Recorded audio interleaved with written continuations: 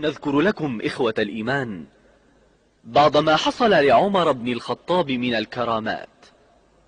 والكرامة هي أمر خارق للعادة تأتي على يد أولياء الله، وتكون دليلا على صدق اتباعهم للنبي العظيم وعلى كرامتهم عند الله.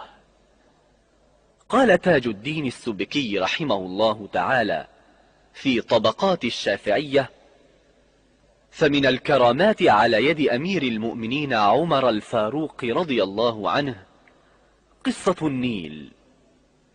وذلك أن النيل كان في الجاهلية لا يجري حتى تلقى فيه جارية عذراء في كل عام، فلما جاء الإسلام وجاء وقت جريان النيل فلم يجري، أتى أهل مصر عمرو بن العاص فأخبروه أن لنيلهم سنة، وهو أنه لا يجري حتى تلقى فيه جارية بكر بين أبويها، ويجعل عليها من الحلي والثياب أفضل ما يكون.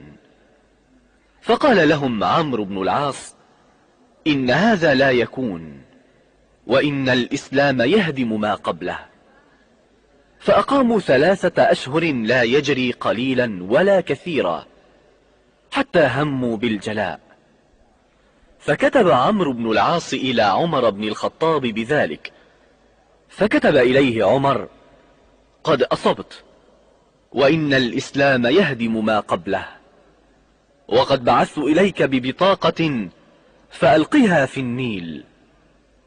ففتح عمرو البطاقة قبل إلقائها، فإذا فيها: من عمر أمير المؤمنين إلى نيل مصر، أما بعد، فإن كنت تجري من قبلك فلا تجري، وإن كان الله الواحد القهار هو الذي يجريك، فنسأل الله الواحد القهار أن يجريك.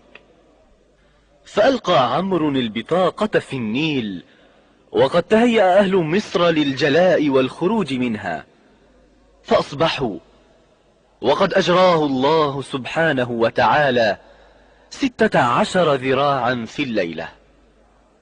رضي الله عن سيدنا عمر بن الخطاب وأرضاه، وجزاه الله عن أمة سيدنا محمد خيرا، وجمعنا الله وإياه في الجنة، إنه على كل شيء قدير.